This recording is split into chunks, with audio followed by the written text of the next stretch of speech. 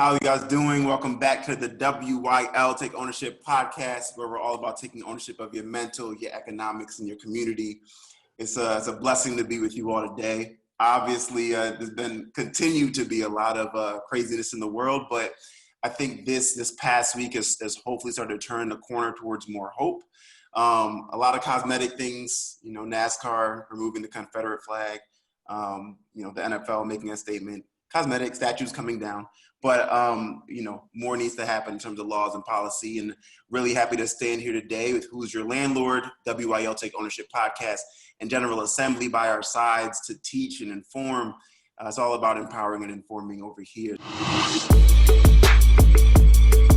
Sunandini Verma, thank you for joining us, CEO and founder of Amrev Media, personal friend of mine, and business owner, business extraordinaire. Welcome to the show. How are you feeling?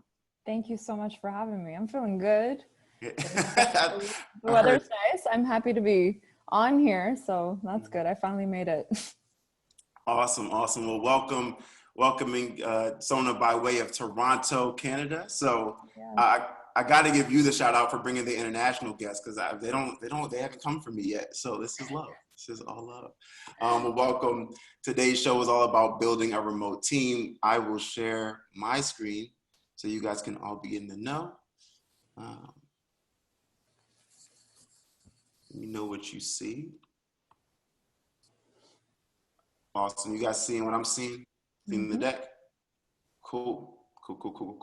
Well, welcome to the show. The key thing here is we're all about, providing information, tangible takeaway tools, insights that you can then apply to your business. I think now is no better time. There's no better time really to start creating your own business. The idea here is taking ownership, right? So take ownership of what's in front of you. And that's what we're doing today. So without further ado, first thing I want to do is introduce myself to new folks. Last week we sold out, so thank you all for helping us fill out the space once again today.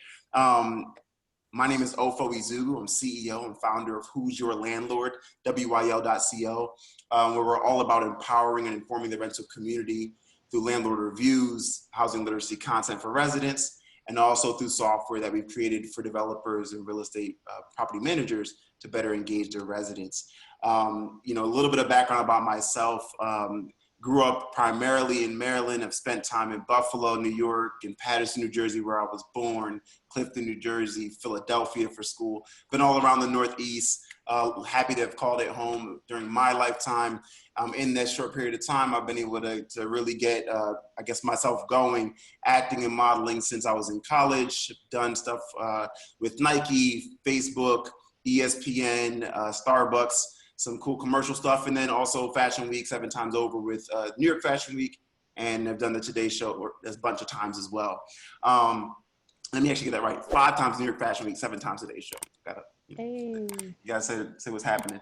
And also I've been an entrepreneur for at least the last 7 years or so, if not a little bit more. This is my second venture. My first business was called Untapped, which was all about building, different brands and businesses, a lot of brand development work. And then found my way doing Who's Your Landlord by way of having this idea during my senior year at Temple University. Super big on the community, super big on giving back, super big on helping out others, and super big on, bottom line, making sure you're making this money. So happy to have y'all. And I'm going to do a quick little blur about Sona, and then I'll pass it off to you, Sona, to really give people the real about who you are. So I've gotten the privilege not only of knowing Sona as a friend for the last several years now, but also as a business partner too. So, we've worked together in remote capacities. That's why I felt like she was the perfect person to speak to this. A lot of her team is remote as well. And so tonight, I'm hopeful that we can give you all the tips, tricks, tools, all the above in making this happen for your own businesses. Someone is also an award-winning entrepreneur, running things out in Toronto. And I will pass it off to you to give a little bit more insight about yourself. Well, I feel boosted, to say the least. Thanks, Ofo. And likewise, I've had the pleasure of working with Ofo, but of course, most importantly, such a great person, good friend of mine, and we have a good time together. We're trying to roll out some exciting things at Who's Your Landlord as well. So a little bit about myself. I started Amrev Media, which is an ad tech agency, But we're hitting 5 years now officially, but I started consulting on the side while I was still doing corporate. Been in the GTA for the last 10 years. For people who don't know what the GTA is, which I'm assuming most of you don't, it's the Greater Toronto Area. Anybody who's a Drake fan will know that. So yeah, I've been here doing consulting, marketing, strategy, and then on the technical side, we've been developing cool technologies, SaaS softwares, apps, websites, all that fun stuff. So yeah, it's been quite the ride, and really excited to talk with all of you today, and hope to give you some cool, fun tips as to how you can start your business. Awesome, awesome. We get questions, you know, throughout the show. It's a show, it's a session, it's all the above. So make sure to drop those questions in the chat. Amanda has been helping us out from last episode to this one in terms of making sure we're addressing all those questions as well from the audience and guests. So we'll keep it rocking, and we'll hopefully we'll answer your questions throughout. And anything we don't get to, we'll kind of rapid fire it at the end as we did last time to close out. So first on, I want to ask you, you know, what are the benefits of working with a remote team? And I start that first from the standpoint of, with everything happening around the world right now with COVID-19, it's made a lot of people reimagine how they're thinking about building their businesses. The whole premise of this series is people building their businesses from home. And so they're going to run, you know, range the gamut, right? From super beginner, maybe aspiring entrepreneur, to like, I've done this before, maybe I'm on my second venture, maybe on your first, just trying to figure it all out, you know, in real time. You know, I know for my team, we've been always a hybrid model, partially in person, partially remote. And now we've been all completely remote, you know, for the last at least 3 months. So I'd love to learn from you, you know, what has that been like for you building a remote team? How has it been navigating COVID? Let's just start there. Yeah, so I mean, for me, when I first started the business, I was pretty clear that I wanted to have everybody remote for the simple reason that I don't need everybody on every project. I don't need every face, everybody on every conversation that we have with our clients. So I was pretty clear on that. And then somewhere along the way, I kind of got derailed. I'm like, okay, maybe I do need to set up this big environment where, you know, everybody has this place to come into.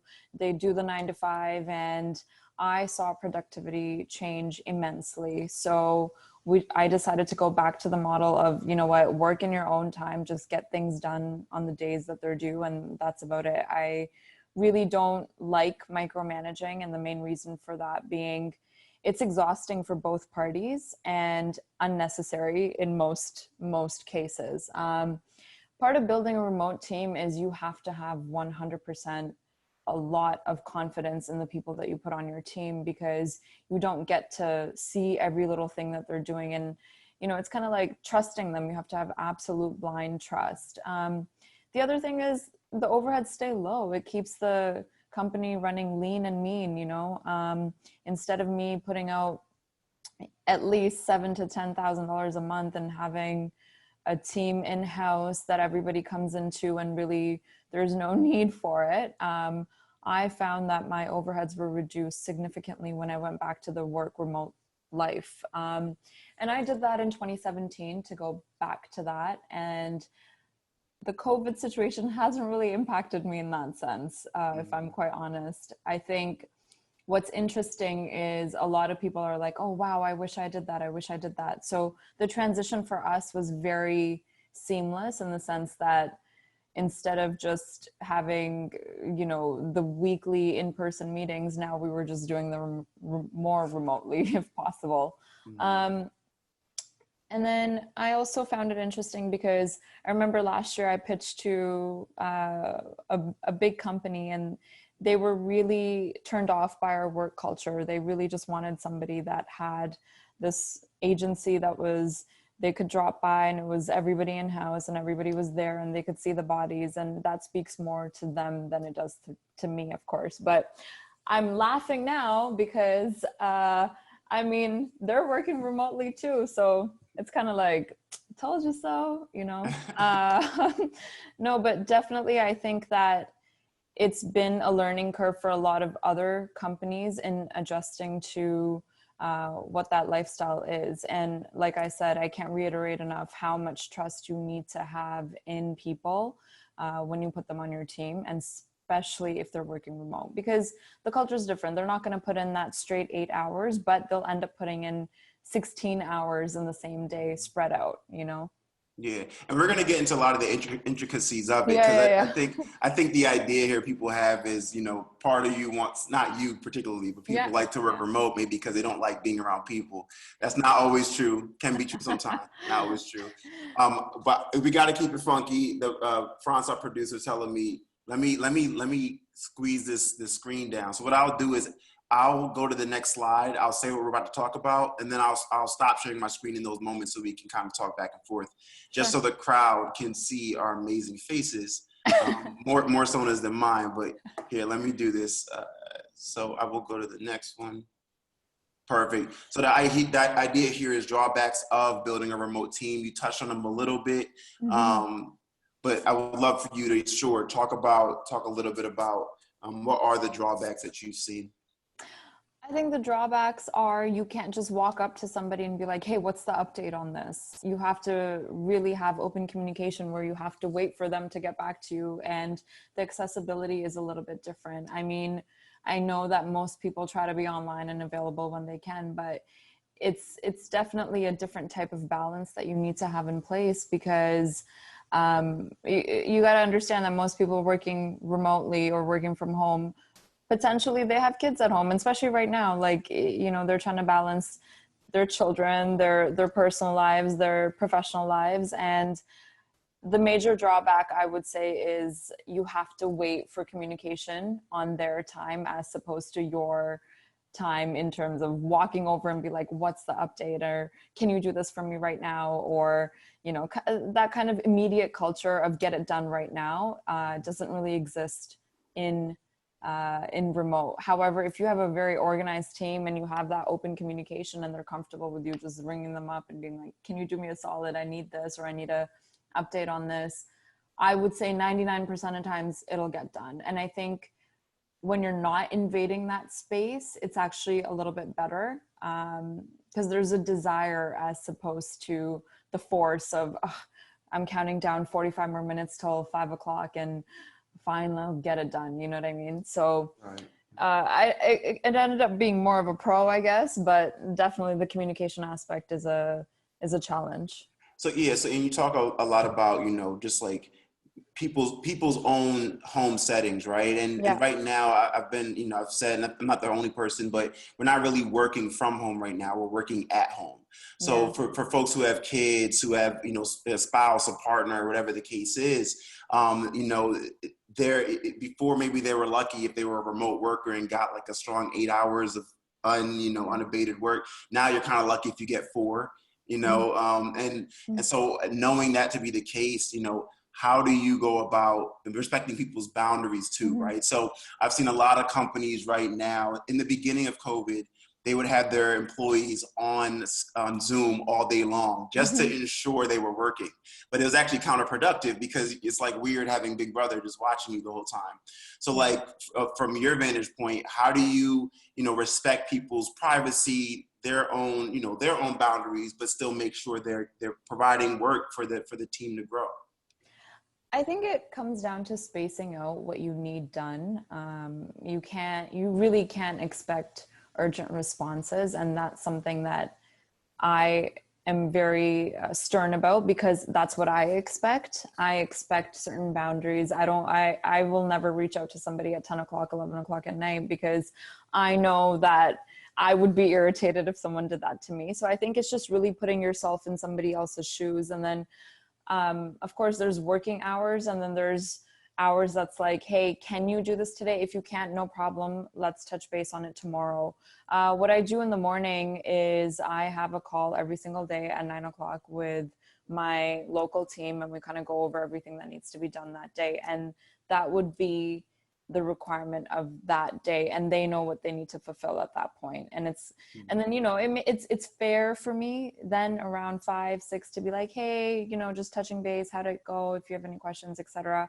And that's fair. But as you know, I also have an offshore team, so I try to you know, I try to work around both, and I'll do the same thing, like their 9 o'clock, whatever that ends up being, or their 10 o'clock. I will try to connect at that time with them as well and be like, okay, this is what needs to be done. And then by the time I wake up in the morning, my 9 o'clock, you know, we do the whole, it's just review, and you have to make sure that you're able to maintain some sort of timeline, deadline, but also boundary.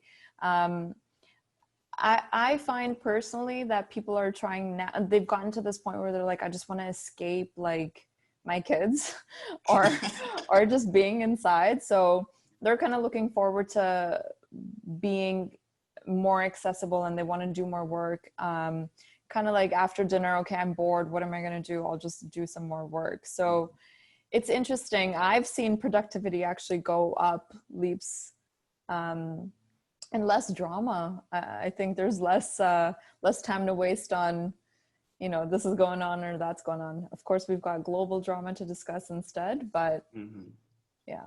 Yeah, no, certainly. You know, so what's funny is you said that, you know, as you know, respecting people's time in terms of late nights and stuff. There is a way to appropriately do it. I think, you know, you obviously work through, you're like a night owl. So in the event, I'll put this out for everybody. In the events that someone's needed my attention at like 11 p.m., I get like the WhatsApp. Yo, is it cool? Just like a heads up. I'm sending an email. If you can get to it, cool. If you can't, tomorrow's fine too. So there's a truthful way to go about doing it. You know, and I think that as a result, when you have a team both, you know, locally to you and then also international, playing the time zone thing is a very, very interesting thing. So funny enough, the next, my next slide here is actually about time management. So I'm gonna pop it up real fast just so everybody can see it. And then, hold up here. Cool. Can you guys see it? All right. Awesome. Awesome. So the idea here is I really want to touch on time management, how we go about doing it. You know, when I think about time management for myself, like COVID, to be honest, has created a space where I feel like I'm working even harder than I was before. And I was already, I think, working pretty hard. So what's been so interesting is that, you know, morning, day, and night all blend together. I find myself being reminded at like 3 p.m., oh, like I haven't eaten yet, right? Because you wake up and you kind of get to it. For me, I found like working out in between and stuff is helpful. Not saying I've done it consistently as I should be doing, but I know when I've done it, it's been a release for me. But when it comes to time management, you know, in this capacity, I know for our team, we use Slack, we use, that's for more internal communications. And a lot of folks, you're going to hear some of the tools we've used before, folks, so just like a heads up on that. But we use Slack for communication. We use, obviously, email for external communication. We use Monday.com for project management, you know, and on and on and on. And all those things are helpful with time, but also, too, can take up time as well, depending on if you're using it the right way. So from your vantage point, how do you look at time management for yourself and for your team? So I think for me personally, like I set aside time that's just me time. Like I will not touch my phone. I will not let anybody invade that space because I need that for me. And I know that I can't propel the way that I need to through my day if I don't do that. Like I meditate every single morning. Most people know this about me, 45 minutes to an hour, because I got to get my mind right and focused and clear and just ground myself and allow the day to maneuver the way that it's supposed to without reacting to it. I think time is one of those things that if you're on the right journey, it shouldn't hold you back. And I think it's a very interesting relationship that you have as human beings that we have with time. Really, we're like always trying to get things done without really thinking about, okay, if I'm doing the right thing, like it might take an extra day, extra 2 days, whatever it is, but it's the right thing. So that's how I usually approach my day. And then I schedule everything in like 55-minute increments. So I actually use this app called Miracle Timer. And it has 55-minute increments, and then it takes like you give yourself a 5-minute break. So typically in that 5-minute break, I will just kind of go into a state of observation, try to just connect with myself or my surroundings, or whatever's going on, put my phone away, just so I work in 55-minute increments. And I think with the back to back Zoom calls these days that everybody's on, I know it's like, it can be very tiring, and you just got to give yourself even 2 minutes to just be like, okay, let me breathe. Let me drink some water. Let me take care of my body. Let me connect with myself for a minute and then go into it. It's kind of like a fresh canvas every conversation that you have, and it allows you to be a little bit more focused. As far as managing my team's time and really just collaborating with them, I think having set timing is very, very important. To my point earlier, the 9 a.m.s on both ends of the world is very important to both sides and both operations to run smoothly. And that gives me peace of mind. Then I can go to bed and be like, okay, you know what, I took care of this, and they know what they need to do. I know what I need to do. And really just allotting very specific things. It's almost like compartmentalizing certain aspects of your business, really. Sure. And then, you know, I have days that I dedicate to, okay, I just got to do billing this day, or I got to take care of sales this day. I got to do consultations this day. So you have to be an extremely routined and organized person, I feel, as a business owner, to not go crazy, quite frankly, because you are pulled in 100 different directions, and you have to know how to draw that boundary for yourself and what that looks like for yourself. And it's okay to be busy. It's okay to say, hey, I can do this, but I need an hour, or can I get to this tomorrow? And most importantly, take care of your time first, and then everything else falls into place. Because if you're unorganized and you don't know how to manage your time, that trickles down into every aspect of your business, whether it's the clients, whether it's your staff, whether it's your coworkers, whoever, it will trickle down. So you had said, you mentioned the idea of being pulled in 100 different directions, right? So yeah. I want you to take a bunch of steps back to like early Sona in business, when you're not being pulled in any direction, because no one even knows you exist. Yeah. How did you manage your time then? Like, how did you know what I mean, carve it out? Yeah. Today you talk about you'll spend time doing billing and whatever. And the thing is, what's funny for me is that I feel like that's how I used to look at time all the time in the beginning, especially. Like, it'd be like, okay, today I just reach out to press. Okay, tomorrow I just reach out to whatever the next thing is, right? And now it's almost like, to your point, you have to like squeeze in. I got to get billing done today, like amidst everything else. So rewind us back in time. No one's pulling you in any direction. How did you determine what to do? 2015, when I had too much time. Sure, exactly. I mean, it was a crazy time. I remember when I first started, I felt like quarantine is literally how I felt, because I was like, I don't know what to do. I don't know where to go. I would just wake up, go to the gym, and I was like, what do I do today? It's really, I think for me, it was like every single day I needed to make sure that I've accomplished something in terms of my business plan and taking the next step forward. And sometimes taking the next step forward is as simple as education. I am an avid learner. I'm constantly taking courses. I'm constantly enhancing my skill set.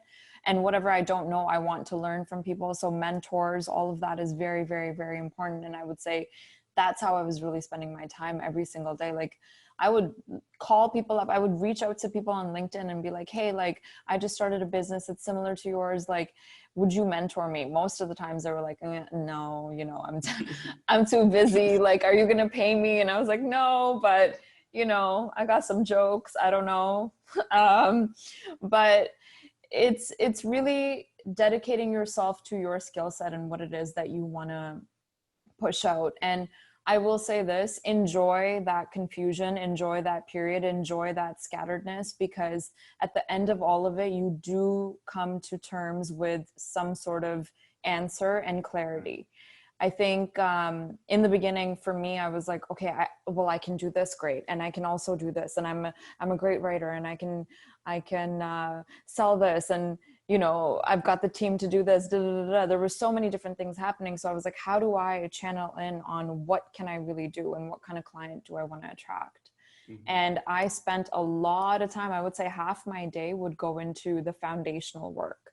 And the foundational work, I promise you, a year, 2 years, 3 years later, is more important than any outreach that you can do, any cold calling that you can do, because once you're so clear on what you want, that's what you're going to get. And I spent, I took a lot of courses on Udemy. I took a lot of courses on like online universities. I would read just crazy, try to see, you know, what that next step looks like. And I can't reiterate enough how satisfying it is to go to bed being like, I did everything in my power to take my business to the next level by even 1 percentile today.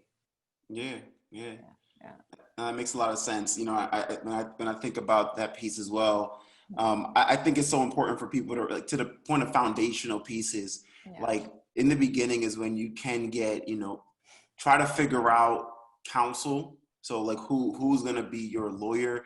And I think in the beginning, folks think that can be very expensive, and it can be. So I'm not discounting that. But what I'll say is there's other ways to get a great lawyer or accounting firm to work with you, and you have more tools. And I think this came up last time at Fatima as well. You have more tools in your disposal than just money that you can pay. You have equity that you can provide. You have vesting schedules that you can put them on, and vesting just means over time if they're accruing the equity.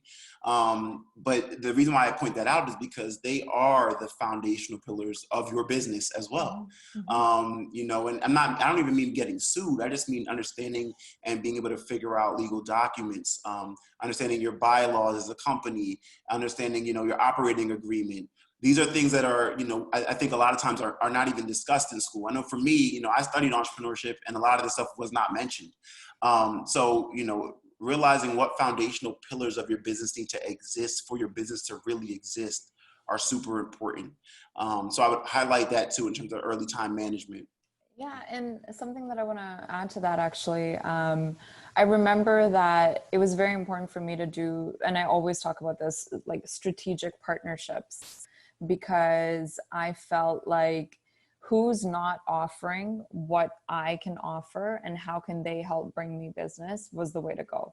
And I'm so glad I did that, because all these years later, those are still the same people that I work very, very closely with, and just bouncing business off each other. It's a network. Like, I never want people to think of others as a competition. It's about how can you strategize to offer things that the other doesn't have. So I think that's something important to keep in mind, but that has nothing to do with time. So no, it does actually. It does, because, you know, but a good point though is that your network chops down the amount of time sometimes it takes to accomplish certain things. Sure. So if it's raising capital and you have a network of friends that are in finance that have a bunch of angel investor friends, that can cut down time. Or, you know, if you're looking for technologists and you don't know anything about technology, I say, hey, Sona, what's up? Right? Exactly. Like, networks really, really do help. Exactly. I think I think people should really think about that too, because I know, obviously, I'll say historically, and I mean literally 3 months ago, we would go to events in public, and that's where you would get people's business cards or exchange, you know, their contact on LinkedIn. LinkedIn has that really cool widget where you can, you know, use the QR code and quickly exchange information. Just so folks know, it's right by the search bar. So take a look for that. But I bring these things up because, you know, now you have to work a lot harder. We're sitting in front of computers. There's I think, I forgot which investor saw posted the other day, but there's now a lack of serendipity, if you will. And it's more predicated on willpower, where you go out there and reach out, where you go out there and get someone's attention that, you know, you probably didn't have before. For team communication, so like within your squad, you know, how do you think about that piece? You know, and I think we're going to touch on a lot of similar things throughout, because I think the concept of remote work is pretty straightforward. You're remote and you're working, but at the end of the day, I think we can unpack each of these things a little bit more. So for you, how do you encourage communication across your team so that everything doesn't have to run through you, which would probably drive you crazy? And everything can kind of, maybe it still runs through you. Look, we're all learning, we're all growing. You got to get the real. So what's up? I mean, as much as I'd like to say it doesn't all run through me, it does, because I'm a control freak. It has to run through me because I can't let it not, you know, for as long as I can, at least. And I mean, I've got people on my team that do sales and they manage their accounts, but at some point, I definitely need to see what's going on. And how I personally do that is I'm always on the initial outreach conversation. So I know what the potential of that client is, what they're looking to get done. And then, you know, every morning when I connect with my team, it's kind of like, what's going on with this person? What's going on with this? And you also have to understand that like other people's communication style is just as important as yours. I think, a lot of times as business owners, people assume that how I like to communicate is the right way. And that's not always the case. Everybody communicates very, very differently. I have people on my team that only excel on phone calls. Like they just cannot text. They will never update anything on Monday or Asana or whatever it is. They just can't, because that's not how they communicate. They don't express themselves like that. And everyone's socialized in a very different way. So I can't force that. It's just at the end of the day, you have to think, how can I get the result that I need, and do the compromise in my own communication skills, or expansion is a better word, rather than compromise, because you definitely need to learn a whole bunch of different types of communication styles to connect with your team. And of course your client, whoever your end user is, whoever your consumer is, you got to know how to communicate with them as well to match their style. I have a couple of developers on my team that will only email. Like it doesn't matter what I do. If I call them, no, there's no way I'm getting an answer.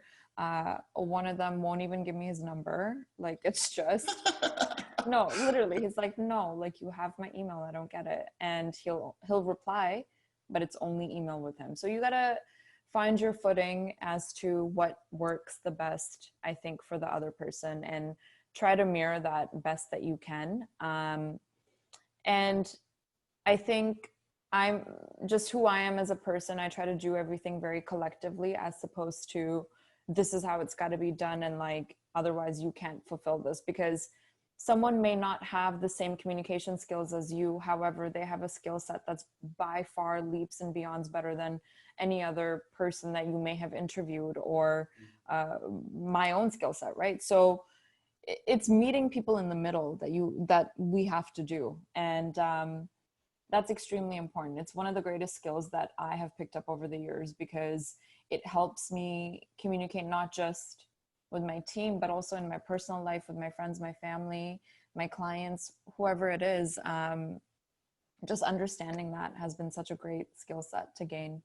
Yeah, I hear you. That the idea of the word like empower came to mind too as you were speaking. Like, I think well, I think for a CEO, you're always going to be naturally a little bit more predisposed to being a control freak. That's just natural. Yes. And then it's like over time, we're working on how do you empower your team more and more to like not necessarily need to go through you, but to like be able to accomplish things without. And I really appreciate personally when meetings can happen and I don't have to speak that much. I'm like, oh, this is good. Like I appreciate that. And like you just watch very smart people have a conversation, have a dialogue, maybe disagree, but figure it out. Like there's like, I think next to like your product being called out for being good by a consumer, by a user, that's probably the next most rewarding thing. And then thirdly is maybe the investment, right? So like, for me, I'm that's been something that I think I've knocked my head against the wall a bit too, to figure out over the years, is how do you empower folks to engage across the network. And on the word empower yourself with more of this information by hopping on to WYL Take Ownership podcast. Just putting a little plug out there. We're available anywhere podcasts are being streamed, so make sure you do that. But to get back to the conversation, empowering your team. And I think, those communication tools, I think, do help with that. Someone asked earlier about some of the things I'd mentioned. Again, to reiterate, Slack for internal communications, Monday for project management, Google Drive for document storage.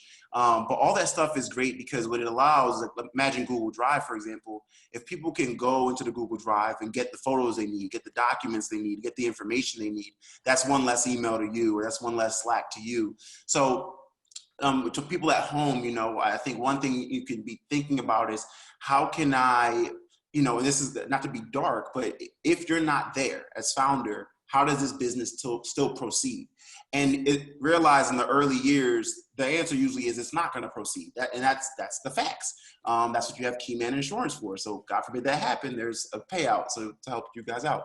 But, saying that and being real, you got to be thinking about when you're away on vacation, when you're away because of health reasons, when you're away because of family reasons, how can your team still produce very efficiently and effectively?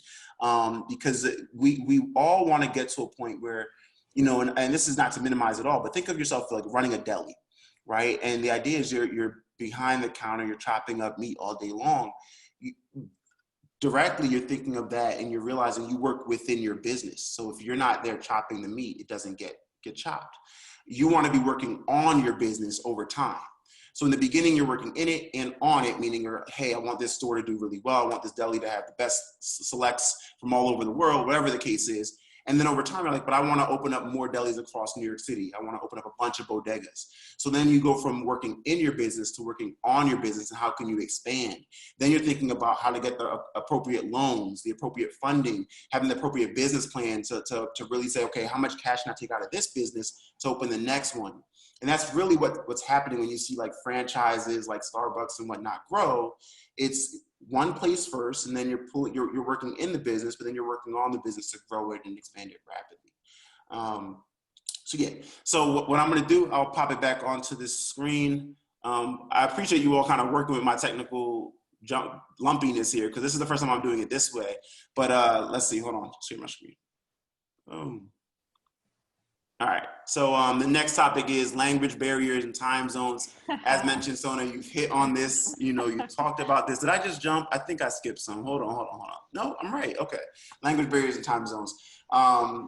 You have a team that, as I said, is in Toronto, is also in India, and you might have a team elsewhere too that I don't even know about. So regarding that, and I'll start this off by saying, I have a board member and a close friend of mine at WYL who has worked with remote teams through all his businesses. He's had business partners in China, in London, all over. And, there'd be times where I would talk to him maybe the day after, and he was like, yeah, I've been up all night, was talking to the team in China. I'm like, Jesus, like, you can't find nobody here? Like, it's just but so first, what are the benefits first, I guess, of working with people across different time zones? And that can be an industry agnostic question. You might say, well, if you're in real estate and it's international, you got to have international business partners. So first is that, what are the benefits of having an international team? And then second too, how do you manage the time zone difference? And that could be true even for like continental folks in Canada. Someone on the far west side of Canada, may have, or in Vancouver, is gonna have a different experience, or daytime than you would have. So how do you approach that? A couple of different things. I mean, as far as time zones go, honestly, it's just meeting in the middle. Like most people, if they're passionate enough and they want your business enough and they care about the project enough, they will meet you somewhere in the middle. So it's not a ridiculous time for me to call or for them to call. And sometimes the scenario comes up, and this, sometimes the scenario comes up where I have to stay up later to adjust to them and vice versa. And that happens, and that's part of the game. But I think bottom line in vetting out an offshore team is you got to know how bad they want it. And if they want it bad enough and they want to help you out bad enough, they will make sure that they're able to work around that, just like I do. So, I think that's a very, very key factor. And as far as time adjustment goes, if someone's not willing to adjust to your time and you're not willing to adjust to theirs, don't even do it. I'm all about like energy. I'm very, very focused on the type of people that I want to work with, because things can either go smooth or go very difficult based on who you're working with, who your team is, who your client is even.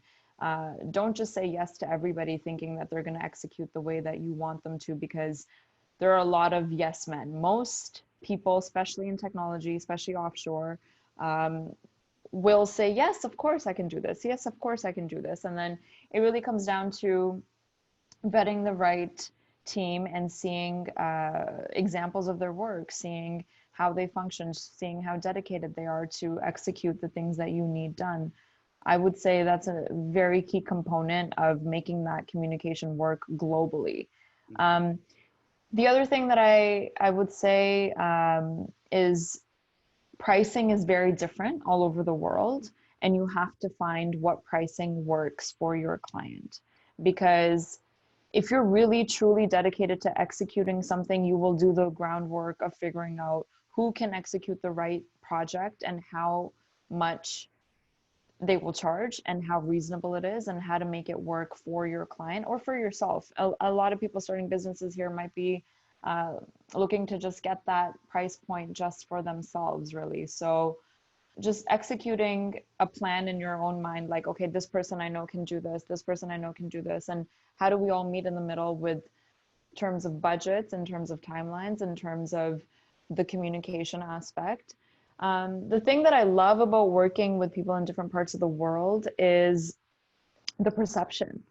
You Sure, I was gonna get, ask about that. Yeah, yeah, yeah. you get feedback that you wouldn't get in your bubble. Like, I'm used to the Western culture, right? My flow is of this life and what we're used to and the type of music that we like and the type of foods that we eat and the culture musically and whatever's going on in our world is what we're used to. And I think having those conversations with people all over the world, it really helps expand not just your creativity but your mind, as I a business. envision, I Yeah. envision you're bringing Drake to the world because you talk about Drake all the time. So I imagine that's what you mean by culture, music, all these things. Is that would that be I'm accurate? like, oh my God, you just threw me off. Why do we have to, why do we have to talk about You- Drake?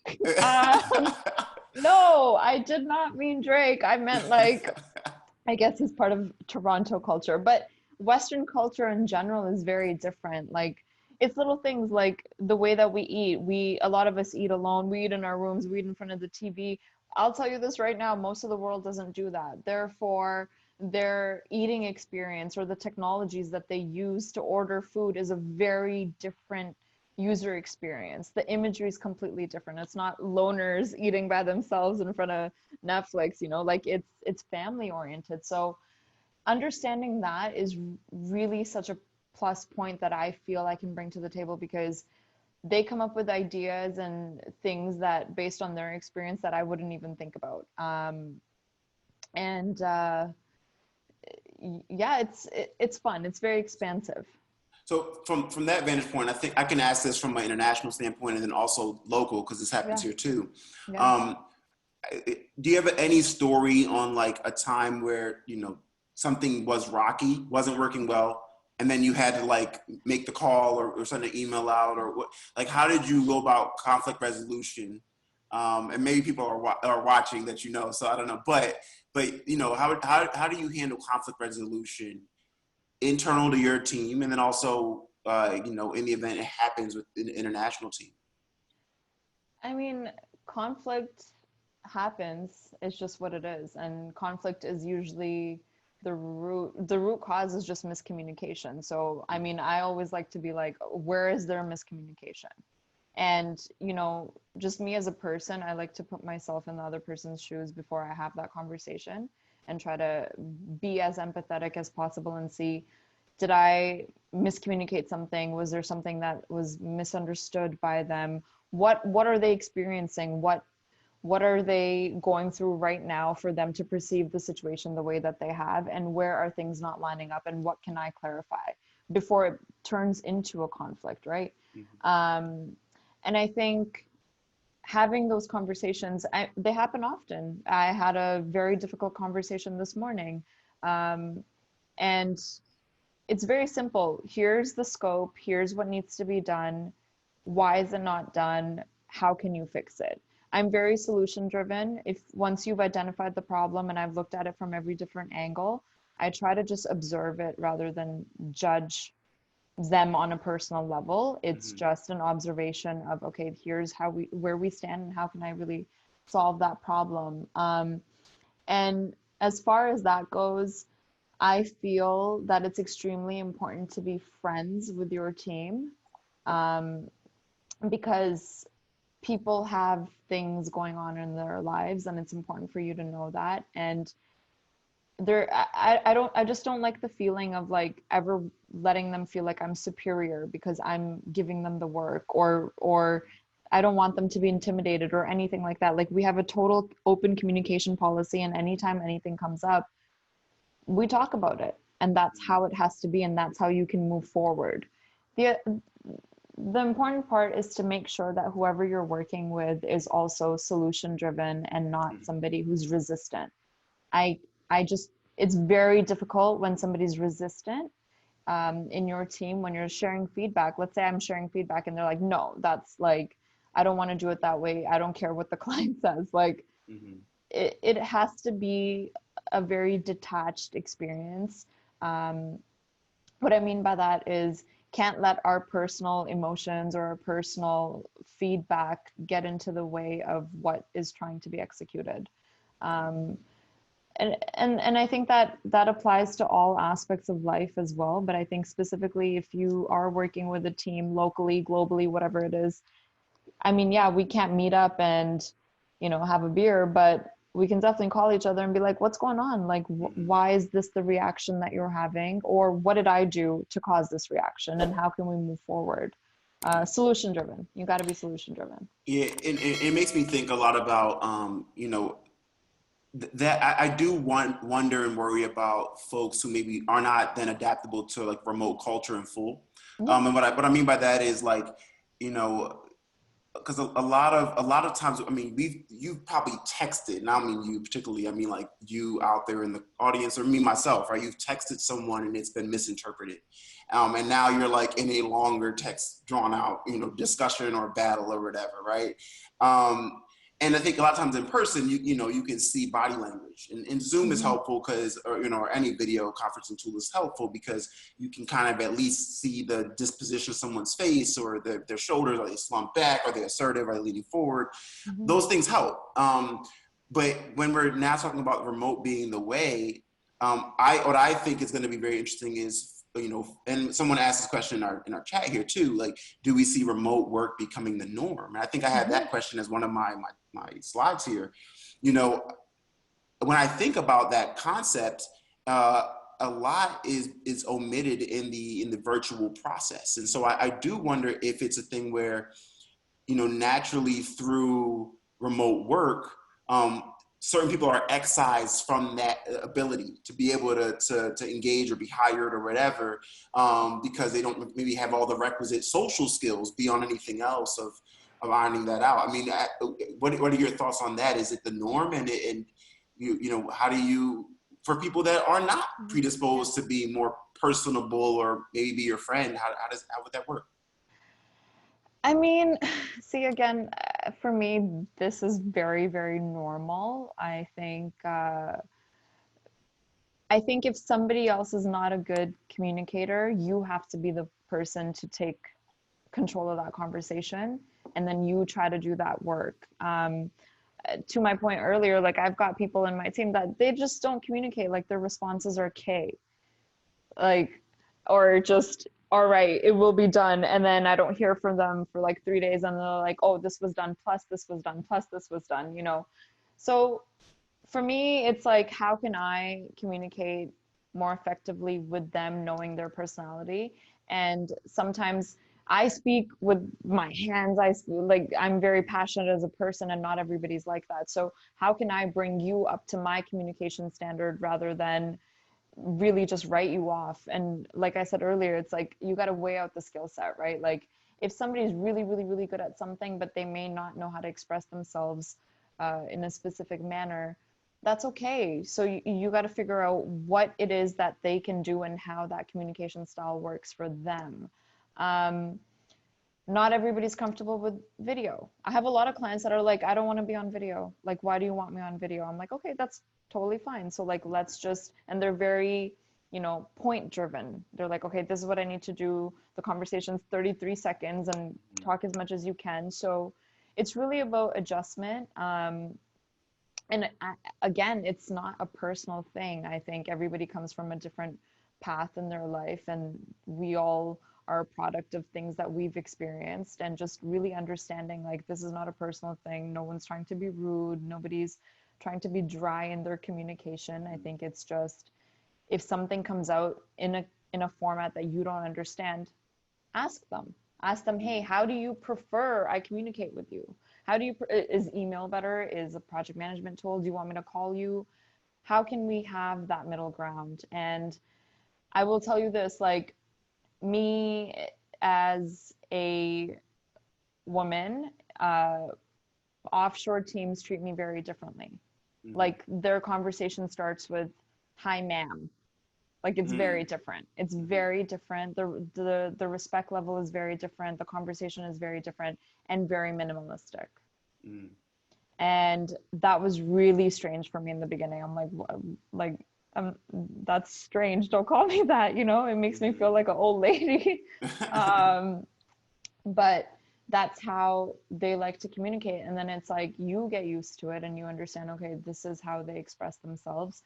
Therefore, with them, the conversation has to be very direct, to the point, and extremely respectful. Extremely respectful. Yeah. That's a very interesting point too, is just the cultural piece of this, right? Like, I know, I appreciate that insight, because I've seen it too, right? Like, to be honest, I thought you were going to kind of go the other way with it. And this is not to cast aspersions internationally at all, but I know, even for me, like, I'm half Nigerian, half Bayesian. I love Nigeria, right? We made strides. I love us as a country. There's some progress that needs to happen in terms of how women are treated. You know, I don't think anybody would disagree with that. And that's why, you know, I find that interesting that there'd be that almost like this utmost level of respect in terms of engagement. Because, you know, I find here in the US, and as we were talking, I was thinking about my experiences with investors as well. And for folks at home, and we'll get onto this in our next episode in terms of pitching investors from home.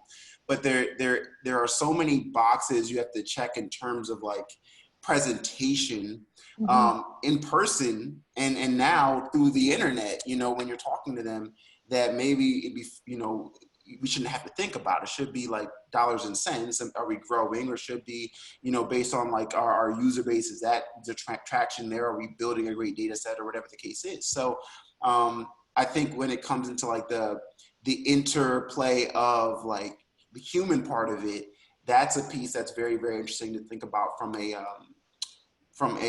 remote space as well. But next thing here, hold on, let me close this down. Hold on. You know, I'll just add to that just a second. Like, it's actually like, it's funny you said that you were expecting the opposite, because in all honesty, my experience is completely different here locally. Like, there's so much more disrespect, and just people don't, I don't know. It's interesting. It's very interesting, but I recommend it. If you can communicate with people globally, it's such a great skill set to have. I agree. Is my screen sharing? I keep feeling like, yeah, it just keeps closing. It keeps like going out of your. Doing the most. Well, yeah. Okay. So, you know, what I might do is just scrap the presentation and just talk to y'all, so that So cool. This segment here I want to focus on avoiding, you know, micromanagement. As I mentioned before, a lot of companies that were not privy to remote culture started out by saying, hey, I had friends that went through this. Everybody get on Zoom and just stay on Zoom all day long with me. That's very awkward. From the micromanaging standpoint, I'll start with my own perspective of it. You know, that's something I think struggled with more in the beginning. I struggle with it now, so I'm not saying I got over it, but struggled more with in the beginning, especially when it came to external things, right? Like, there's a certain way, but it gets to sometimes you doing the work internally too. So like, for example, I would get frustrated if like, you know, someone couldn't articulate clearly what our business is about. Especially from the way I would say it. But what I learned is like, you know, well, then that's on me for not teaching that person the right way to then say it. And I think that, and we'll touch on the friend thing a little bit too here. But I think that articulating what you need to be orated in any kind of capacity is very, very helpful. And then when you get to the nitty gritty of like how something needs to be done, I would maintain as well, I'm more of a solutions person. I don't like a lot of the riffraff in the middle, because to me, it takes time. And like when you think about money, money's buying you time. Like that's really the value of money from my perspective. You know, it's not a matter of, you know, whatever, the nicest, shiniest thing. It's like, I want to extend my time. So the idea to me of micromanaging is there's a desire from insert the person who's micromanaging for the person to do something the right way, right? Whatever that right way is deemed by that individual. But that being said, what I've realized about myself and my team and people I work with is that when you kind of take that pressure off, you know, still create the respect space where you can say something was done incorrectly, but you say, hey, wait, maybe they don't have to actually say it exactly like I say it. Maybe they have their own cool way of saying it and it resonates through their body to the other person that way. And for me, that has been a real thing that I've worked on. And I feel like, and I would guesstimate this, and I work with you, so you can tell me if I'm completely full of shit. I think I do a decent job of not micromanaging. I'm kind of letting people do their thing and then come to me with like the idea, the solution, the issue, whatever it is. And then we kind of work through it together. Yeah. And I like that for me because at no point do I feel like or need to be the smartest person in the room. I just need to get it done the right way. Right. So, you know, I'll put together, you know, whatever it is, some idea of copy. So like a letter or something forward to the team, or I'll ask for insight on a deck or what have you. Because you telling me it sucks in a certain area or can be improved is not an indictment against me personally. Your desire is to make this better, right? So that we all do better. So I always point that out too, just from like your idea of putting yourself in the other person's shoes for people to realize when someone's making a critique on you, mind you, there could be times where it's a personal slight. We're all pretty perceptive to understand that. But for the most part, when someone's making a critique of the work you're doing, realize even if it's like a little hawkish, you know where it's coming from. It's usually coming from the right place. So then you can unpack that. It's when it's not coming from the right place where there's an issue. But yeah, what are your thoughts on micromanaging? I know you touched on it, but just like to kind of, put a pin in it. I mean, trust is everything, honestly. Like I'm all about that. I think I just can't work with anybody that I have to either prove that they can trust me or vice versa. Like either I know your skill set and I trust you because we've had these conversations, and especially when you're starting out, like you got to do a lot of vetting. I actually literally went to India to meet my offshore team, and I met with 3 different teams. And I made sure that everybody that I work with, there's a personal factor where I connect with you.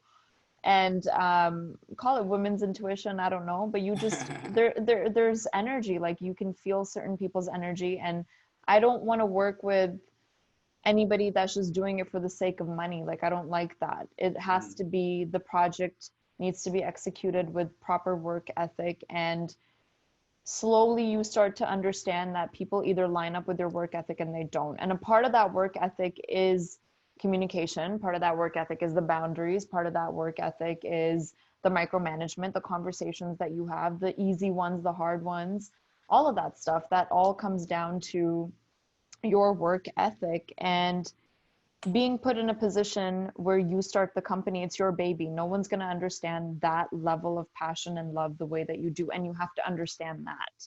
I think the work for me throughout the years has been trying to understand that, you know what, this is my baby at the end of the day. And like, I can't expect you to feel the same feelings that I feel for it. However, there has to be some sort of passion. There has to be some sort of involvement in how the project is executed, how that communication happens, and what the end goal is extremely important. So bottom line, if your work ethics align and the work principle aligns, I think everything else falls into place. Micromanagement, I quite frankly don't even have the time to do it, because it's useless to me to some degrees to try to micromanage. It wastes time. It makes things more difficult. It becomes almost disrespectful sometimes. There's certain people that it becomes disrespectful if I'm like, hey, did you do this? They're like, to them, it's like, yeah, of course I did it. What do you mean? I've been doing it for 6 years. Like, you've never had to ask me before. Why are you asking me now? So understanding that trust comes before everything, and you got to let them know that, hey, I trust you. I'm giving my baby to you to manage. It's kind of like babysitting. Literally in that period, there's a part of them that's helping you raise your business from this stage to the next stage and help you scale, right? I say this all the time. I'm nothing without my team. Like if they all left tomorrow, I'm done. Like it's just me then. And I don't need to micromanage. I will say this, certain people excel under micromanagement and they need that constant feedback and they need to have that guidance. And you have to find that perfect timing to do that. To your point about positive criticism, if somebody knows how to take positive criticism, keep them on your team. Like that's a very solid person because they want to grow, they want to learn, and they will execute your vision the way that you want. Not everybody's meant to lead the conversation and be an independent worker. There are people that need that push and they need that guidance and they need guidelines and they need, you know, tutorials and manuals, and that's okay. So those are the people that help you do some of that nitty-gritty work that you can't do, and they help you scale in a way that you can't do on your own.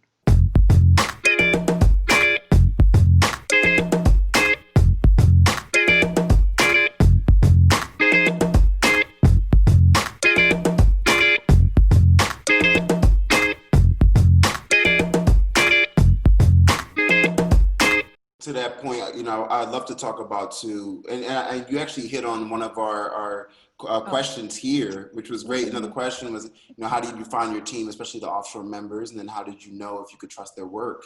So I love that you went. Yeah, you had to physically go. You gotta. You have to. You absolutely have to. And I mean, listen, it's worth a couple $1,000s, whatever that ticket is going to look like. I don't know now if we'll ever get to do that, but you know, have these conversations, have these video chats with them. You got to know their intentions. You got to know like what it is that they're trying to build out of their life. Like asking them the big questions. It's not just about your skill set. Like, okay, can you code in this language? It's about who you are as a person, because if the big picture aligns, they're in it for the long haul. If it doesn't, bye. Well, okay, so to that point, let's think about interviews, right? We're interviewing people to join a remote culture. I know for me, for our company, the flow has been historically, there's an initial kind of culture call. You have a conversation with them for over 20 minutes, kind of ask some simple questions about what they're looking to achieve, why are they reaching out, what do they, you know, what do they see as success in this situation? And the next step would be, if they kind of get past that first barrier, the next step would be a positional call. So like, I want to code. So, okay, you're going to meet with our technical lead, and you meet with our CTO. You're going to have these conversations. You're going to actually produce some level of work, and there's going to be an outcome from there, right? Then the third step is going to be a conversation with me. And it's usually a conversation around, you know, like you said, a lot of the bigger things. You know, where do you see yourself in life? But not like, where do you see yourself in 5 years? What are you looking to get out of your opportunity here, and how can I help you get there? Right. So I think of it as a lot of heady questions, just to understand where that person fits in the scheme of this grand thing you're looking to build. So from that vantage point for you, you know, how are you thinking about, how do you execute appropriate interviewing for people that are joining a remote team, where maybe you don't actually have that whole old adage of, would you get stuck with them in the elevator for 30 minutes, or would you grab a beer with them for an hour or whatever? Maybe none of that exists, because you don't have to do either. How do you go about, you know, hiring from a remote perspective? I mean, I think, again, like I view their resumes. I'll do like a deep dive. I'm a stalker. Like I will stalk you in every way that I possibly can. If you're local, I'll try to find where you live. I'm joking. But I think for me, it's like asking the question of, what type of projects do you like to work on? What's your ideal project look like? And to me, that breaks down pretty much everything about somebody. You know, if they tell me like, oh, I just, you know, my dream project is, it's done in 30 days and I make $500,000 off of it, then that's not the person that I can have on my team, because guess what? They're not in touch with reality. Definitely, first of all. And, you know, money can't be the driver. I want to know what that ideal project looks like for you, what kind of impact that you're looking to create outside of constantly learning new languages and coding. It also has to be, what are you doing outside? What are your favorite books? Things like that. I love to know if they've got any like depth to some Sure. degree in terms of what they're looking to do with themselves in their life, what their character is, right? Like asking that question, your what do you like to read, that kind of stuff, like are you into reading, and I'll ask it very casually. I mean, how many people are online right now that are listening to this? They're gonna be like, oh, I know what you're doing. No, but just asking that casual question of like, oh, like, are you into reading? It's kind of like, kind of sounds like a first date, but Yeah, really it I mean, it is. is. It Really it is. is. It's a Yeah. relationship that you're getting into, right? And again, what kind of project you want to work on is a big one, because that helps me kind of line up with what they're looking to do. The books thing is important because it helps me understand what kind of communication they're into. And you know, like if they're into a lot of business books, sometimes people are very calculated. I know a lot of people that have read How to Win Friends and Influence People, Hmm. and great book, amazing book, but like I can't do the playbook thing. So you can't Hmm. have that expectation from me. I can't do this like formula conversation. It's not me. So understanding that is a part of that conversation of, hey, can we work together? Right. Yeah, I think what's also I appreciate, or maybe I don't actually, about the remote culture is I've had so many experiences that have just been so interesting about how people show up to their workplace. I remember I had an interview a few years ago, a young lady who was going to do some video work with us, and we were having a team retreat that day. I think she was supposed to be in by 10 a.m. and she strolled in at like 2 p.m. And I asked her, I said, like you're 4 hours late. She said, well, I knew you were having a team retreat all day, so I figured, you meant anytime after 10. I was like, no. The email correspondence said 10 a.m. So you show up at 10 a.m. So we still sit down, and I blame myself for this because I should have seen this is a huge red flag. And we had at the time, one of our investors had like let us use the debunk office basically of a previous company. And we're sitting at this picnic style bench inside, and so I pull up my notepad and I'm getting ready to ask questions, and she like kicks her feet up on the like second tier of the bench, and I was like, oh nah, we're not going to do this. Thank you so much for coming in. You can have a great day. And I had another team member kind of usher her out, and I mean, look, I'd imagine in a remote world something weird could happen too, right? Maybe someone Mm-hmm. starts chugging from a keg while you're interviewing them. I don't know. But, I will say the remote piece of it, there's a piece that does sometimes you're missing it. Yeah. Because you want to understand the interpersonal part. Like Yeah. I've had people show up on the first day, do something completely abysmal. Like I'm not even kidding. Like I had someone get a job with us, and their job was very like in front of people, and they were working with it was an intern, they were working with a fellow intern, and they went on to this is on Penn's campus. I'll just be real. They went on Penn's campus, supposed to be talking to people, getting reviews for the platform, getting people signed up for the app, all these things. And they had these like organic cigarettes, right? And I, like, look, do your thing, smoke your stuff, whatever, you could. And the person they were walking with kind of was asking them, and that was an intern that worked with us. She went to Penn. She'd been with us for a few months. Just asking questions like, hey, like, oh, look, what is that? Oh, this is like, oh, organic tobacco, cool. And she's walking through and she's smoking it. And this is like maybe 2.5, 3 years ago. Walking through and she's smoking it. And the girl that she was with was like, yo, like, it doesn't quite smell like tobacco. And the young lady was like, I'm just kidding, girl, it's some weed. And she tells this girl, this is her first day on the job. So this person she thought was her friend, day one, I guess, comes back and tells us, yo, like, this is what happened when we went out there.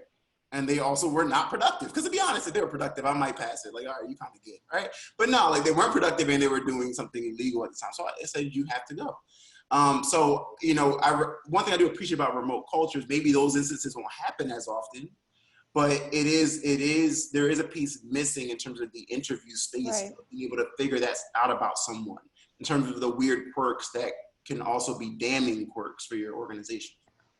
I mean, yeah, I agree, but if someone's a weirdo, they'll let it out. They can't pretend for too long. Like that's just what I've learned. I mean, I think the first 5-10 minutes of the conversation, people will try to be something that they're not, and then it's gonna come out. Like something's gonna come out where you're like, Sometimes I agree. Maybe you're better at sensing it. I mean, yeah, I don't know. It's women's intuition, I'm telling you.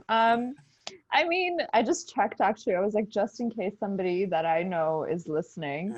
But I had a specific scenario happen just like 2 weeks ago where on this conversation, I'm asking this guy like very serious questions, and his background is pizza. And then I'm like, oh, okay, like, are you like a fan? He's like, yeah, I'm just like really hungry. And same thing, like I was like, this guy's high as hell. Like he just couldn't, and he couldn't stop giggling, but he had the greatest answers for everything in between. But I'm like, nah, I don't think this is gonna work out because like it's 10:30 in the morning.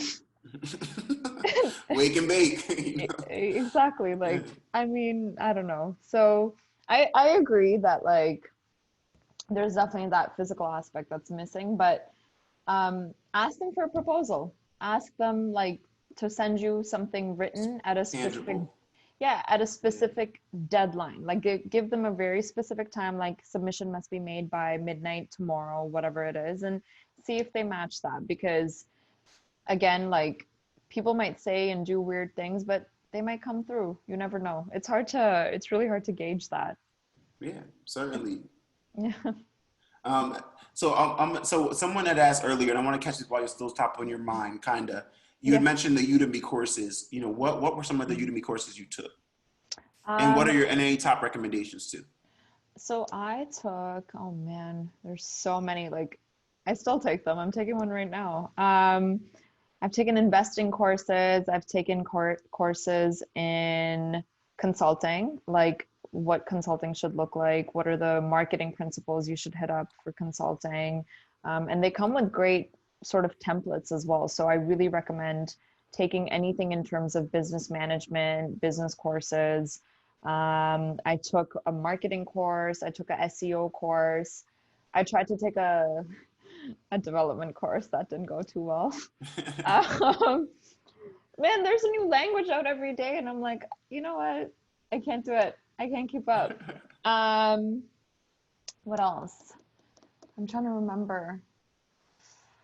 Um, I've taken a lot of courses in like memory and stuff like that, like just mental improvement, not necessarily online or on Udemy, but there's a lot of different coaches that you can find that teach things like NLP, neuro linguistic programming, stuff like that, if people are into that stuff, because it definitely takes your business to the next level when you're able to communicate at a higher level and memorize things at a higher level.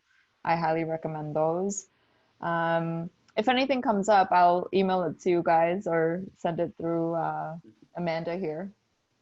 Awesome. And Amanda brings up a great point too. Obviously, General Assembly right here has a ton of great courses for you Exactly. all as well. So definitely make sure to check them out. I mean, you're here tuned into one of them. So, you know, again, you can't overstate, you know, these kind of spaces are so needed just to learn in real time. And so thanks for offering those insights, Sona, because, you know, I mentioned last time, you know, YouTube and Google became my best friends because in the startup space, you need to learn fast, you need to learn efficiently, you need to learn effectively. So I would be on Google all the time, typing in things I need to learn. YouTube, same thing. And then just hopefully someone had experienced something and I respected and could hear what they were saying to be like, okay, this makes sense for my business. Earlier, you mentioned the idea of friends, right? You want to be friends with everyone you work with. You know, to be honest, I think for me, I found that I want to respect everyone I work with. Yeah. I want to be able to have a decent time with everybody I work with. But the reality is I'm probably not going to be holistically friends with everyone I work with. No. Now, mind you, usually if your visions are pretty aligned, you naturally there's going to be some glue there, right? Because because of course you guys want the same things out of life, or this moment in your life, whatever the case is. But what I've found is I've worked with family. Like I work with family now. You know, my brother works at WYL. I've worked with friends. You know, I've had to hire friends, I've had to fire friends. It's not always fun in terms of the firing process. But, you know, I will say though that, you know, for me, what I've seen is in order for that to work well, there has to be a level of trust, right? A deep level of trust. And what I mean by trust actually is the ability to cognitively separate work conversation from play conversation or from deep life conversation. Because inevitably, and I try to live my life where everything's pretty out in the open. So for me, there's not going to be energy you can kind of use towards me to make me feel a certain way. To me, I'm gonna think of it first in the context of how does this pertain to work. And if it's like very personal or weird, then I'm like, okay, there's something going on deeply within you. We need to unpack here, right? Because as like I said, it's kind of like all out there. So from that vantage point, I do always wonder about how people go about thinking through hiring friends and family. A lot of times people say, I don't want to do it because I don't want to deal with any of the personal stuff. I don't want weird Thanksgivings, you know what I mean, if you're in the US. I don't, you know, whatever the case is, right? But I would say it's built on a foundation of trust, foundation of communication, and then also too, you know, you also have to, like, I enjoy working with people who are way better at what they do than me.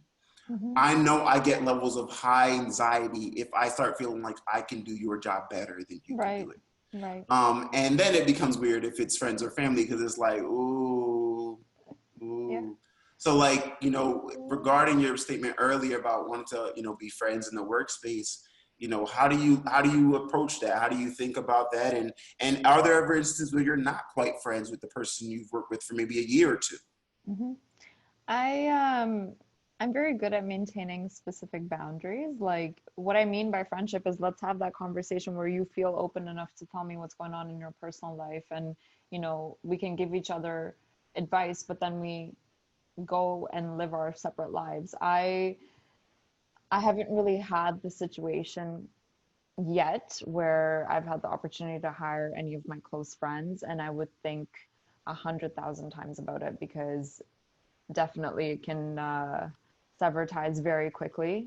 And you have to be a very, very secure person to admit that someone can do something better than you. And that's why you bring them on. And not everybody functions like that. That's just the truth. I mean, I'm not comfortable hiring or working with people that are insecure, bottom line. And that's why asking some of those questions, like, what do you want from your life? What do you want to do? What do you read? What's your day-to-day look like? Like, what do you do? How do you feel, right? How do you take criticism? Is very important, because if things don't work out and you're on my team and then we became friends, which has happened many, many times. And, you know, the next project, it's like, sorry, you know, you're not going to be on this project. And that's happened. But there's enough respect and understanding and security on both parties that it doesn't change the personal aspect of it. I mentioned this earlier too, like, you have to know how to observe people and not judge them, and vice versa. That's the expectation that I have.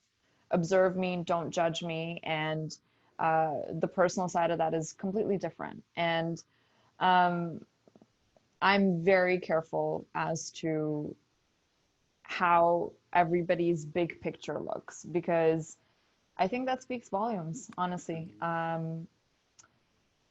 There was something that I was going to say, I lost my train of thought.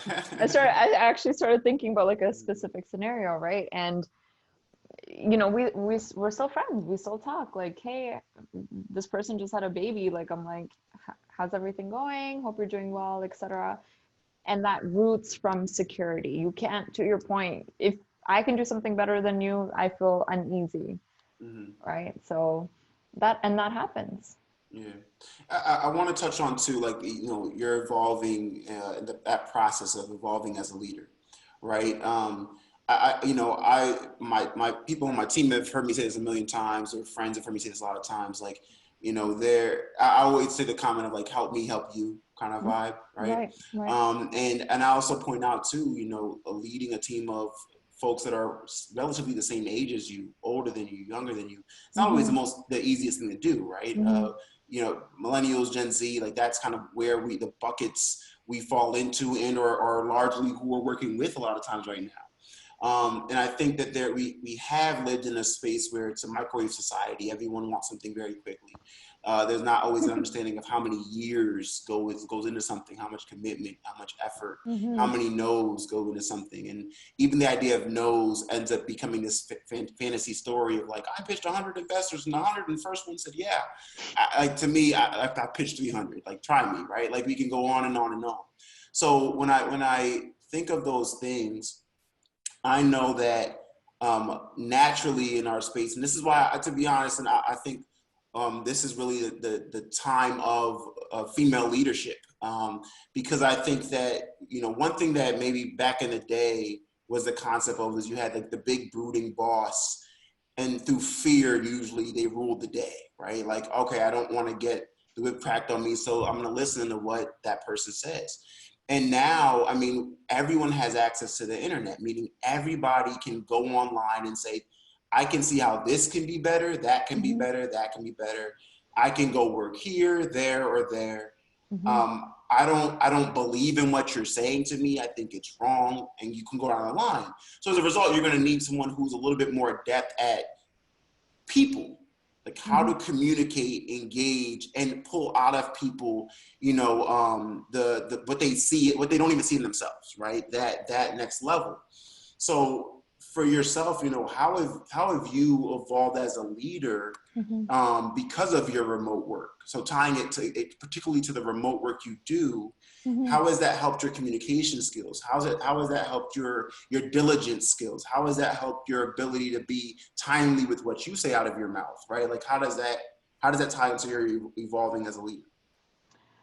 I mean, remote or not, I think you have to constantly keep working on yourself, and remote is a very different space because you do have the opportunity to pull away and think about what you need to say, right? I don't need to constantly be in your face and respond to you. So I think having that grace period is extremely powerful in terms of thinking about what you want to say and how you want to express it. And we're all human beings at the end of the day. Sometimes someone just irks you and you're like, I want to react in a very different way, but it allows you to buy yourself that time to just breathe it out, fact check, and then have any difficult conversation that you need to have, or a positive one as well, right? Like, hey, thank you for doing this. I saw that you did this, and thank you so much for doing that, and trying to encourage people that way.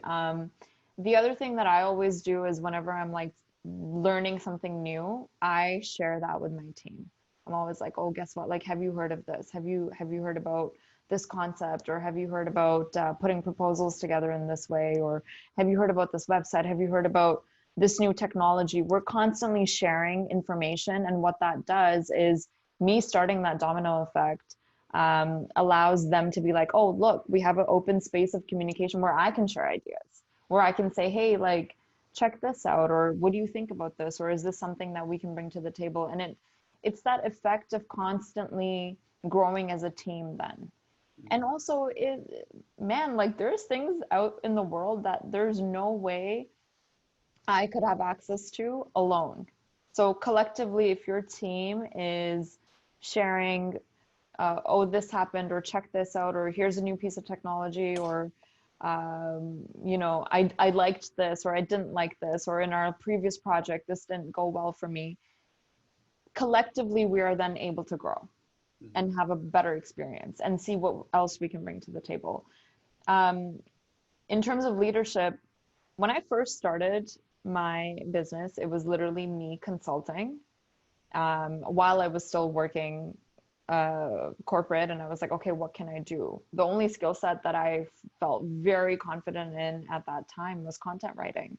So that's initially how I started. And my background is actually in journalism. So I'm like, okay, let me see, like I can write some press releases. I can do stuff like that because I went to school for it, maybe I could do that. But as I started to grow, I started to meet people that had different skill sets. And I'm like, okay, like I can add this onto my website as a service. I can add this, I can add this. And over the years, you start to become somewhat of a person who's knowledgeable in very different niches and different markets and different products. And as you become more knowledgeable, your team becomes more knowledgeable, and then you're able to express that to the client.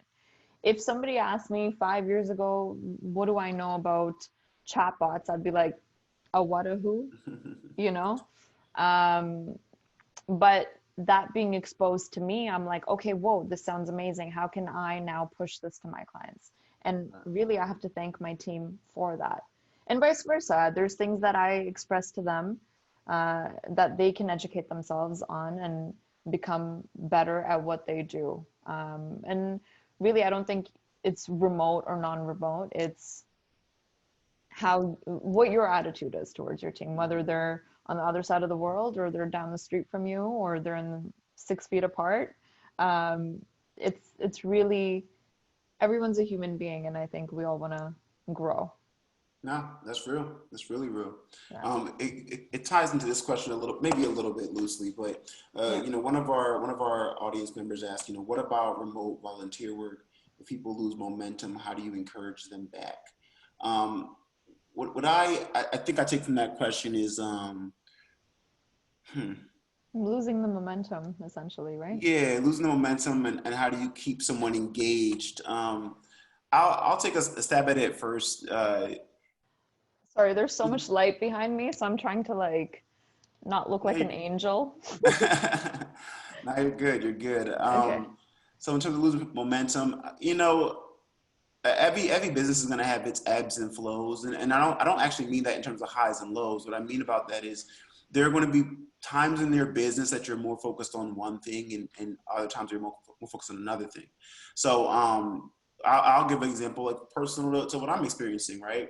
For Who's Your Landlord right now, we've been focusing on building a technology for real estate developers.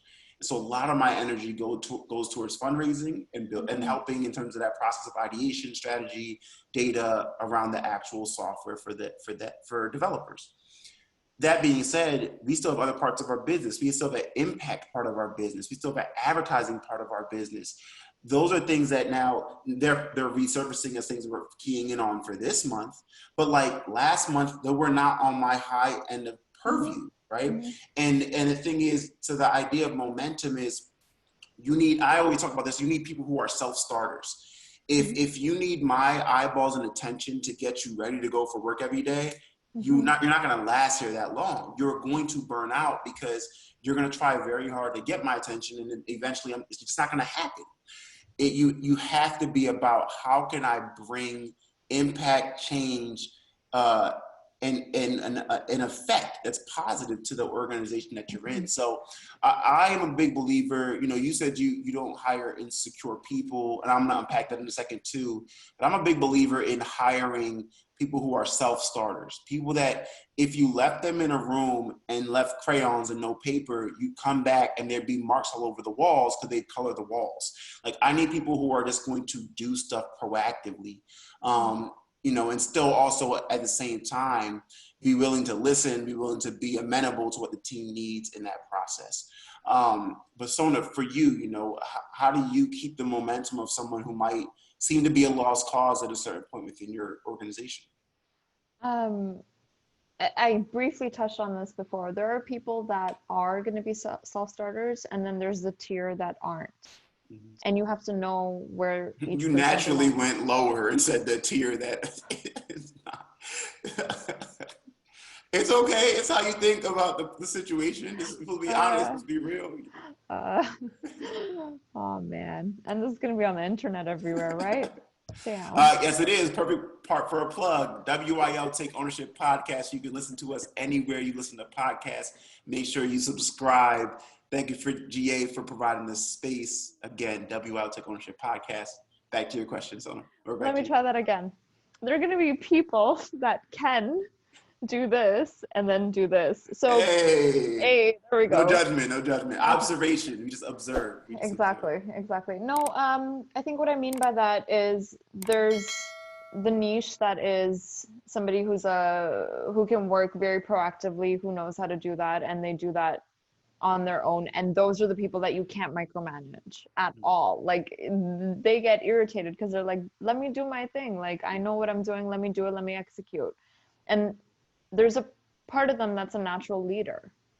So there's that. And then there's the other type of person that needs a little bit more guidance. And I think that those people are also important in certain situations in terms of giving them that handbook, and then work is just a part of their life. It's not their life. And you have to understand that. I think like people like you and I, like, this is our life. This is my life. Like 90% of my life is this. So not everybody functions like that, and you have to accept that. And I think when someone loses their momentum and they're like, I'm just getting caught up in the nitty gritty and I'm just not passionate about what I'm doing, at that point, it's my job to bring back some sort of passion. It's my job to ask them, like, how can I make this a better experience for you? And if I can't, then we got to part ways and see how I can replace that with somebody who's a little bit more passionate. I'm a passionate person. I need you to align with me there. Right. That doesn't mean you have to be vocal like I am, or use your hands and put people in order. Different categories and different tiers. Exactly. Yeah. But it means that you got to like what you're doing. And if you don't like it, then, you know, we got to find somebody that likes the same thing. And not, again, like the dreams, the idea of life that I have is not going to match everyone. Right. And that's why I am who I am and they are who they are. And you got to find who fits into that bracket of enjoying that. If somebody loses momentum, it's natural. We lose momentum. Like I lose momentum in my business sometimes because I'm like, you know what, I'm just not having a good day. So it's like, you almost as the leader in that situation have to have that conversation, like, what's going on and how can I help bring this up, right? Yeah. And either someone matches it or got to keep it moving. Yeah.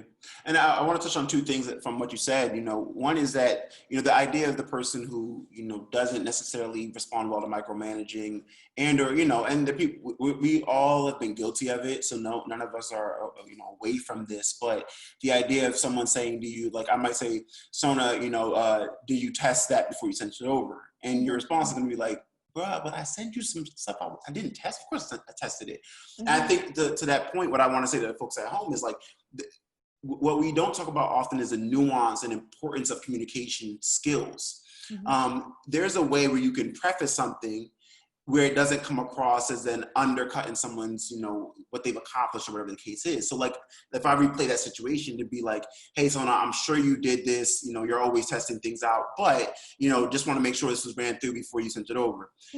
Naturally, you're giving the person the out to be like, no, yeah, I did, right? Without it being so affronting to them. And the reason why I know this is important is because we're human. We forget things. It's natural. It's okay. And I don't think it's that deep. And my mom always, you know, what I remember this happening all the time, especially as like a grown adult, right? You're in college, maybe you're coming home, maybe you just graduated high school, whatever the case. Maybe you're in high school. And she would say something like, you know, before you know, maybe I'm applying to a school, right? She goes, oh, before you send it off, you know, did you make sure every checkbox in the application is filled? And I'm like, yeah, Ma, why wouldn't I do that? Like, obviously. And then you press submit and boom, it bounced back and say, you know, one box wasn't filled out on top. And you're like, oh, damn, I didn't put in like the information around money or the information, right? And so in that moment, I don't want to give her the grace to be like, yo, damn, she was right. I want to be in my own space and be like, nah. But, you know, if she's standing over your shoulder watching you press submit, she knows you're wrong, right? So my whole point with that is like, again, to the point of, I think, critiques, again, to the point of like micromanaging, it's so important to know where the person's coming from. It's not always necessarily calling you an idiot. Sometimes it's just like, no, I just want to make sure it's right before we move forward on this. And the thing is, if that's really how you move, I think what ends up happening over time is the team starts realizing like, oh, before even this reaches insert person here's desk, it has to be at this standard, right? Like if you're gonna send me one thing, an absolute pet peeve of mine is when I'll get a document and it's half complete, right? Mind you, it's not like some formulaic document that has a bunch of slots where it's very obvious that they're sending a draft. It's like a typed up thing. And I'll get it and I can respond back with a bunch of notes. Like this needs to be in there and that needs to be in there and whatever. And a deck is probably a good example of this. And the person will respond back, oh no, that was just the first draft. And I'm like, just let me know. Then say that. you know, in your email to me, say this is the first draft. I'm working through this, but I just want to let you know this is where I'm at so far. When you send a document with no context, I'm going to shred it if it's not good. Like that is the essence of, you know, teamwork. Like, so I think communication is so important, and being nuanced in how you do it matters so much. And I think you can't have a fragile ego both ways. You know what I mean? Like, there's things that I do wrong, and my team's like, listen, I sent this to you like X days ago when you missed it. And I'm like, all right, you know, my bad. My like, bad. I'm sorry. Like, I can't. And to your example about like moms, right? I'm into my 30s. I won't say exactly how old I am, but you know, my mom every single day is like, did you eat? Things like that. Or like, don't forget your jacket. And it makes me so angry, because I'm like, what do you think I am? Like, you think I'm really going to forget my jacket when it's -40 outside? But to your point, the perception of the person that's saying that, why are they saying that? Why, like, what is the bottom line here? And I said something earlier about like collective thinking. You have to have that. Like, nobody can have a fragile ego if you're trying to just roll things out. And if someone does, I don't know. I can't do it. I don't have patience. You know this. You know me. So you know I have like no patience. I'm just like, okay. I want to hit on two questions that were asked by some of our audience members here. One is, what are metrics we use to evaluate the quality of work we've done while remote? And that could be for the team as well. And then they follow on, seems like while remote, it often becomes how fast can a task get done? Is this a way to judge productivity? What are your thoughts on that? So as far as quality of work goes, I mean, again, it depends on the space that you're working in. For me, it's a very clear checklist. And if things are not done on that checklist, then it's not the quality that I had projected, right? And again, like the type of projects that we do take longer to execute. We're looking at anywhere from 3 months to 6 months to a year to 2 years, depending on what we're working on. So there's a checklist, and I can't expect everything to be done, but there's a certain percentile of it that has to be completed. And you got to have those conversations early in the morning every single day. Like, hey, what's going on today? What's going on today? What's going on today? And then leave it, because that's the depth of micromanagement that I can do. And then beyond that is like, you gotta execute that. And I mean, if it's a technology thing, I would really recommend using certain tools that pull like bugs and errors. And I would make those a priority always over front-facing stuff that needs to be fixed. Like, you got to fix the functionalities. You got to make sure that there's no bugs and errors coming up. The front-facing stuff is secondary, that can be fixed. So focus on that. Sorry, what was the second part of the question? The second part was, you know, it seems like with remote work effectively, it often becomes, you know, how fast can a task get done and is that the main way to judge productivity? The speed at which someone completes something. You know what?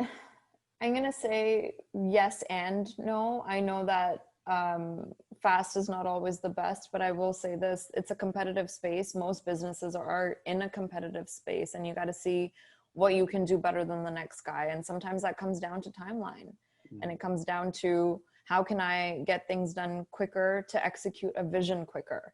And things are time sensitive. And something like right now, I can speak to this personally. We're rolling out about 20 websites right now, all this month. And the reason for that is everyone is selling COVID specific things, or they need to get online, or they need to make sure that their websites are selling their products and they're able to shift into e-commerce. That's a time sensitive thing. I can't let that run till September. I can't let that run to 2021, right? So in a lot of cases, yes, time does matter, and it does showcase productivity. I think it's a confluence of a lot of things, right? Like time, certainly. I mean, in today's culture, you got to move pretty quickly, especially if you're think about, you mentioned being a journalist earlier. if new news is hitting, you gotta be on top of that. Even with our social media game, like it's like if you post about it late, did it happen, or did you miss the mark? So time is very important. But I would also say too, the quality of the work is really important, right? So like I'll give a shout out to Karen, who's our creative director at WYL. Teamwork makes the dream work. But like, previous to her, I know our lead designer and creative director, amazing work, like would create amazing work, but like it would be late a lot. And by the time it would arrive at my desk, it's either late enough where it missed the mark, or it would arrive and be beautiful, but not be what we needed. And we only had one option to choose from. Whereas with Karen, she'll give us literally options like 1 through 8. And then it's like, you're just scrolling through like, oh, that looks nice, but I could see that one too. Oh, but the third one, that's fire. Like, I love optionality. I love the idea of being able to look at things and know that you put effort into them and thought into them. And so it's a confluence of several things. I don't think it's just speed, and that's not obviously what someone's saying, but speed is a big part of it. But also it's like, does your stuff stink? Is it good or is it bad? And if I gotta wait a little longer because I know it's always gonna be right, I'm usually willing to wait that extra little bit longer. But it all depends on the timeline in front of you. It's like a good barber, honestly. Like it's like a good hairdresser, a good barber. Like they're not, price is secondary. It's about like, look, I gotta get my haircut in. And can you do it? And how can you do it? And how does that look? And how can you make me feel better and have a better product at the end of the day? So yeah, lots of layers to that one. Yeah, a lot. And then another question I want to address here too. This is from a young lady named Marina. In order to maintain an organized schedule and manage your time, is it good to practice or to announce your available office hours? So like, so this is now beyond the scope of just your team, or maybe it is, no, maybe it's within your team as well. Have you found it advantageous to be, and I'll say from my end, I've just, instituted for my own schedule, do not disturb hours from 4 to 6 p.m. Monday through Friday. I'm trying, I think my team kind of disrespects them a little bit. They'd be like, oh man, I can get a hold of them, right? And look, and I'll pick up the phone. So that's on me. But like for you, how do you manage that time, throughout the day? And then do you announce with your team, or do you announce to people outside of your team that you have office hours that, where maybe you can pick up the phone or you can't? You know this about me. I already know the answer. I already know. I'm asking you, for the audience. My Calendly link is my life. And it's the only thing I really ask of people. Like, don't just book me in meetings. Don't just, you know what I mean? Like I have one request. I'm so flexible. I will work my ass off. I will make sure that I can get done what needs to get done. But I have one request, which is just view my Calendly. If there's an open slot, book it. Absolutely. There's a reason it's open. And I think that respecting time, that's what it is. You have to set some sort of boundary that people know that here's her boundary, and let's book in that. And my team knows my link. My clients know my link. Whoever needs to have my Calendly link has my link. So that just makes things so simple, so respectful, so mutual, and productive, so that I know that when I wake up, like, hey, all right, I've got this. I've got a slot in between here. I'll do my emails. I'll do this. And then I can allot my 55 minutes accordingly. So I would really recommend having some sort of preset calendar within your team, within your clients, within whoever it is. My friends, if any of my friends are on here, I don't know, but they know that I get so irritated if I get a message from them in the daytime during work hours about something that has nothing to do with work. Like, I think that there's a time to do everything, and you got to set those boundaries. You got to let them know, like, after 6, hit me up with what's happening on the shade room. Great. No, seriously. For real. Yeah, but if you do it in the daytime, I'm going to be irritated because it's like you're getting me off my flow. But calendar links are the greatest thing, and it creates such a great mutual respect between all parties, I would say. Yeah, yeah. It makes me think a lot. Like I think I treat, not even I think, I know. First of all, I'm one of the world's worst texters. So, text on red, sorry. But like a large part of that is the way my brain works. It looks at it like an email. So Exactly. if it's not pertinent to right now what I need to get done, it's Exactly. almost like I haven't seen it. And my homie Felix, and he's formerly COO of WYL, he would always say, yo, like, I screen, like, talking about himself, but I think this is appropriate for me too. Like, I screen so many text messages, and it's not a matter of lack of respect. It's like a lot of time It's just, the shit's just not applicable there we go, to where I'm at right now in the day. can you Right? guys see that number? I don't know. It, Can you see it? I just know it's 3 digits. It's a little bright. 402 unread messages, because that's irrelevant to like now. Yeah. I don't care. And man, everyone has a different flow. Like, I get clowned in every group chat that I engage with, like, once every 3 months, because they go, "Oh, you made an appearance," and I'm like, I don't know how y'all do it. There's a lot of CEOs too, so it's not like it's just people that aren't busy. These people are really busy. Sorry, And, my laptop's dying. and they find a way to still be communicative, but my own workflow is not that. So from that angle, that doesn't work for me. But like, as we're kind of rounding out here too, what is some tangible advice, and then also some scope out, like, just some meta advice you can give founders at home or aspiring founders in getting started with their business? Like, how do they start the business, and how do they think about growing it? Tangible and meta. Step one, definitely have a lot of clarity in what you want to offer and study your competitors. I'm all about that. I think you have to know what's happening in the market, what your competitors are doing, what their price points are, and don't undersell. I think initially everybody's like, okay, well, I can undercut, I can do it cheaper, I can do it like this, I can do it like that. Don't do that. Make sure that you're working with people that you want to be working with. And, you don't have to feel that pressure of undercutting. I think if you set a standard right off the bat, then you stay in that standard and you're able to grow in that standard of the business that you want to execute. Have your business registered, buy a bunch of domains, buy variations of your domain. If you have a couple different names in mind and you're really like raw, you haven't started anything yet, buy a bunch of different names, buy them all, because and we went through this at WYL, right? Like it was Who's Your Landlord, now it's WYL, and we went through that experience of like, let's rebrand and have these variations, and I would highly recommend doing that for everybody. Make sure that you have a good accountant. Very important.